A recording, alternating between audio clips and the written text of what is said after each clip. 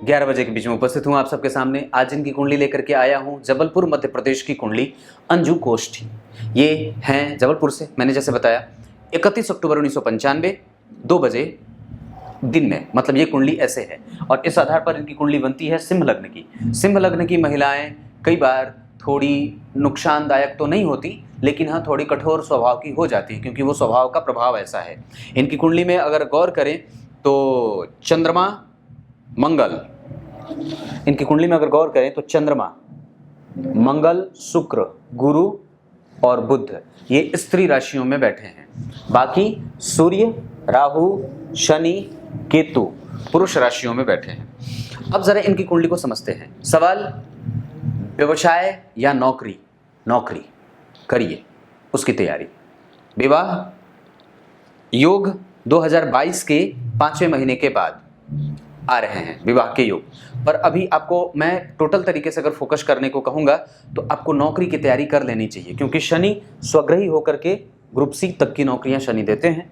गुरु और मंगल का एक साथ जाना, भाग्य भाव के अधिपति का चतुर्थ में आ करके पंचम भाव के अधिपति के साथ मिलना, ये इस भाव के अधिपति और इस भाव के अधिपति यानी कि पंचम और नवम के अधिपति जब एक साथ आते हैं तो व्यक्ति को कला क्षेत्र में भी नौकरियां मिल जाती हैं, पढ़ाने के क्षेत्र में भी मिल जाए। आप किसी भी क्षेत्र में जो भी नौकरी करना चाहते हो बिल्कुल आपको नौकरी कर लेनी चाहिए। ग्रुप सी तक की नौकरी, उसके बाद व्यक्ति का पदांतरण होते रहते हैं, पद वृद्धि होती रहती है।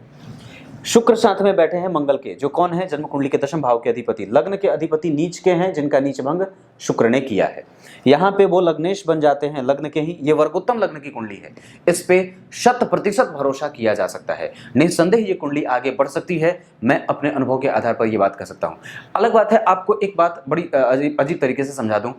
कई बार व्यक्ति का प्रारब्ध उतना मजबूत नहीं होता, व्यक्ति के पिछले जन्मों के कर्म अच्छे नहीं होते, इस वजह से एक अच्छे समय पे गलत दशा चल जाती है। राहु आपकी कुंडली में तुला के होकर के बैठे हैं, वो बुरे नहीं हैं, वो कमजोर भी नहीं है। और एक बात बता दूं तो वो जिस राशि में बैठे हैं उस राशि का अधिपति शुक्र स्वयं केंद्र में बैठा है।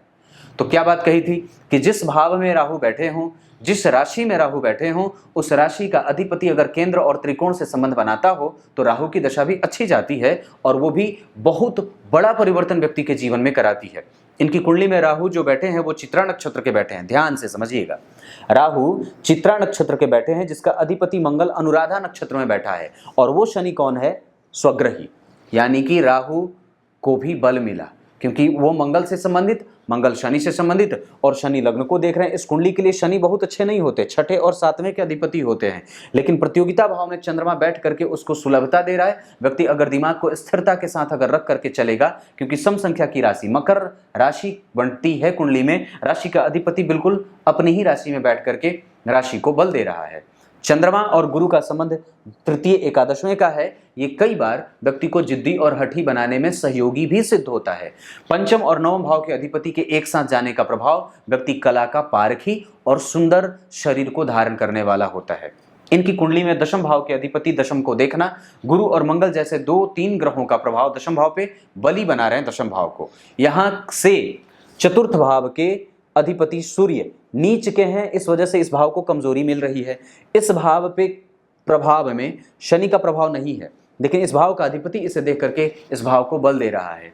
धन भाव में बुध का जाना, जो लाभ के अधिपति होकर के स्वग्रही होकर के वर्गोत्तम भी हैं, यहीं बैठे हैं।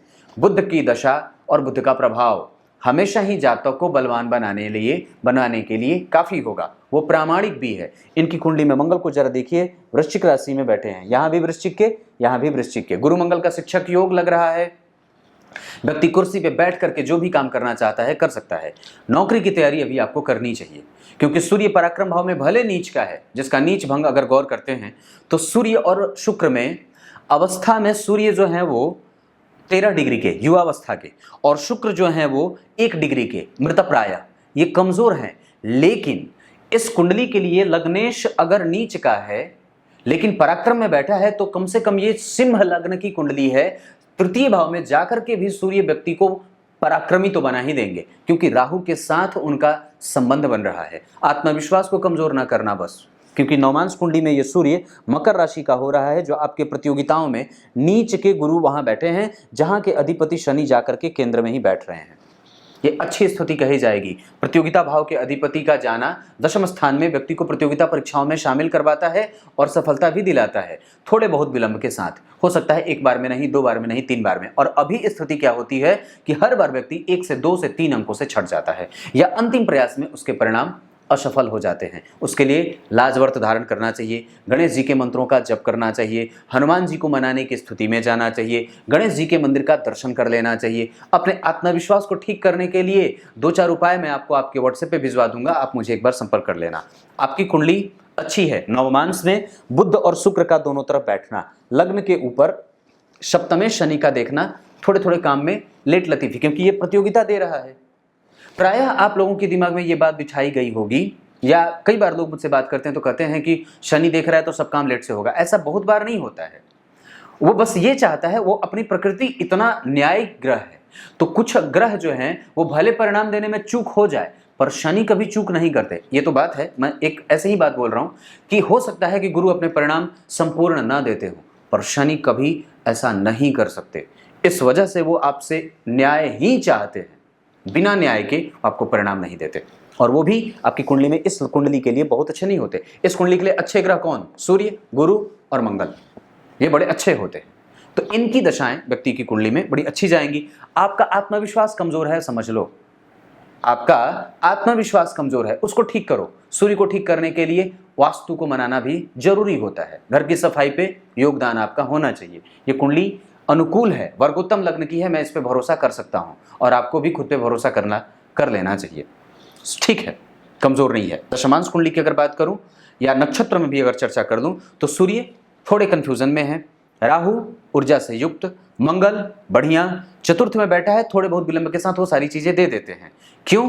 क्योंकि उसकी उच्च की राशि जन्म कुंडली में यही बनी है और उससे वो तृतीय एकादशवें के संबंध में है। शनि स्वग्रही, मंगल वर्गोत्तम, बुध वर्गोत्तम, लाभ के अधिपति अगर वर्गोत्तम होते हों और जन्म कुंडली में शनि का संबंध जन्म कुंडली में लग्न से, शनि का संबंध जन्म कुंडली के चतुर्थ स्थान से, तो ये व्यक्ति को चल अचल संपत्ति में योगदान और सरकारी नौकरी का योगदान भी अर्जित करवा देता है। आपकी कुंडली में इस तरीके से योग बनते हैं। आत्मविश्वास खाली ठीक हो जाए, व्यक्ति को बिठा दे।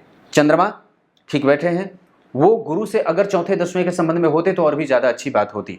और एक बात बता दूं तो दशमांश कुंडली में, नवमांश कुंडली में अगर विवाह की बात करते हैं तो शनि मंगल का संबंध है, थोड़ा ध्यान देना।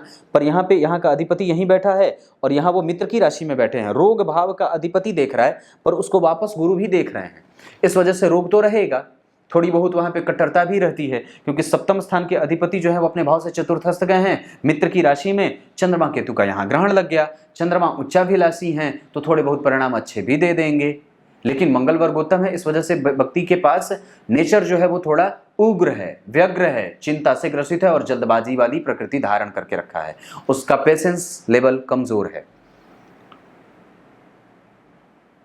सप्तम भाव के अधिपति पे नवमांश कुंडली में जो शनि बनते हैं उस पे गुरु का असर है, लेकिन नीच का होकर के बैठा है, इस वजह से पंचमेश नीच के हो जाते हैं और सूर्य के साथ बैठे हैं। कम से कम पंचम और लग्न के अधिपति एक साथ ऋण में जा रहे हैं, संतान में कभी कभी मशक्कत करनी पड़ती है, इस वजह से कुंडली मिला करके करिएगा। आपकी कुंडली में मंगल शनि से दृष्ट है और गुरु और शुक्र जैसे दो शुभ ग्रहों के साथ बैठा है, लेकिन फिर भी एक तरीके से सप्तमेश से दृष्ट हो जाने के कारण उसको थोड़ी बहुत मशक्कत भी करनी पड़ रही है, इस वजह से भी कई बार चीजें गड़बड़ होती हैं। दशमांश कुंडली में लग्न गुरु का बना, ये बड़ा बढ़िया है, सच में ये अच्छी बात है। कैसे? लग्न का अधिपति सूर्य, नवमांश का अधिपति सूर्य और दशमांश का अधिपति सूर्य का मित्र गुरु, और वहां वो तीनों ही जगह पे गुरु, सूर्य और मंगल की स्थिति बहुत अच्छी है। इस व्यक्ति के ऊपर 100% भरोसा किया जा सकता है कि नैतिकता से ये व्यक्ति का प्रभाव कभी भी कमजोर नहीं होगा। मोरल वैल्यू व्यक्ति का हमेशा ही उच्चतम स्तर पे रहता है और कभी भी व्यक्ति गलत नहीं करता है। मंगल और शनि का संबंध है, कभी कभी गलत संबंध देखे जाते हैं पर वो इनकी दशाओं में, और व्यक्ति का संबंध कई बार ऐसे लोगों से होता है जहां उनको कई बार लोग दूसरा जबरदस्ती किसी प्रकार के आरोप प्रत्यारोप के दौर में फंसना भी पड़ता है, ये बात भी दिखती है। पर आपका प्रभाव इतना रहेगा कि आप हारोगे नहीं, क्योंकि गुरु केंद्र में बैठे हैं तो वो बना लेंगे अपना प्रभाव। दशमांश खाली है, इस वजह से भी कुंडली थोड़ी कमजोर बन रही है और इस वजह से भी मेहनत ज्यादा करनी पड़ रही है। लग्न के अधिपति वहां भी पराक्रम में बुध के साथ और सूर्य के साथ बैठे हैं। आपकी कुंडली में वाणी से संबंधित क्षेत्र में जा सकते हो, प्रशासनिक सेवाओं में जा सकते हो, रजिस्ट्रार बन सकते हो, जल विभाग में नौकरी, वन विभाग में नौकरी, धातुओं से संबंधित क्षेत्रों में काम, और उसके बाद बर्तनों से संबंधित क्षेत्रों में काम, उसके बाद आप फलों के काम, उपज जो चीज़ें होती हैं जैसे फसलों से संबंधित अन्न का कारोबार, ये सारी चीज़ें भी बनती हैं, ये काम आप कर सकते हो। और टैक्स जो वसूली होती है, दरअसल मुझे इन सब चीज़ों का ज्ञान नहीं है, तो आजकल के क्षेत्र के बारे में वो मुझे जानकारी ज़्यादा नहीं है, इस वजह से मैं फंस जाता हूँ कि कौन कौन से क्षेत्र हैं। तो मैं इतनी बात कहूँगा कि आप नौकरी में जा सकते हो, आपको प्रयास कर लेना चाहिए। जो वसूली होती है ना, वसूली, वो मुन्ना भाई वाली वसूली की बात नहीं कर रहा मैं, सर्किट वाली बात नहीं कर रहा, वसूली की बात कर रहा हूँ। जो टैक्स वसूलते हैं उस तरीके का जो काम और बनता है, इनकम टैक्स वगैरह, उसमें आप जा सकते हो, उधर की चीज़ें भी बनती हैं। बस ये बात है। शनि उच्च के हो रहे हैं दशमांश कुंडली में, वो ठीक हो रहे हैं, इस वजह से व्यक्ति का पराक्रम परिणाम जरूर देता है। गुरु और शुक्र वहाँ बैठे हैं, सूर्य बैठे हैं, खराब नहीं है। दशमांश कुंडली केंद्र से कमजोर है, इस वजह से बल ज़्यादा लगाना पड़ता है, यही बात है। आपको फिर भी एक बात बता दूँ, आत्मविश्वास बना करके रखना चाहिए और सूर्य की पूजा निरंतरता से करनी चाहिए। किसी भगवत भक्ति की स्थिति में जाने के लिए आपको प्रत्येक दिन किसी मंदिर का दर्शन भी करना चाहिए। हनुमान चालीसा का पाठ भी जरूर कर दिया करो। आपकी राशि जो है वो जन्म कुंडली के आधार पर मकर की बनती है, ढैया 7.5 का प्रभाव है, बजरंगबली की आराधना। दशम भाव के अधिपति दशम भाव को देख रहे हैं, केंद्र का अधिपति त्रिकोण में बैठा है, 2-2, 3-3 प्रकार के कई अच्छे योग बन रहे हैं, तो कुंडली अच्छी साबित होती है। तब तक के लिए बहुत बहुत नमस्कार।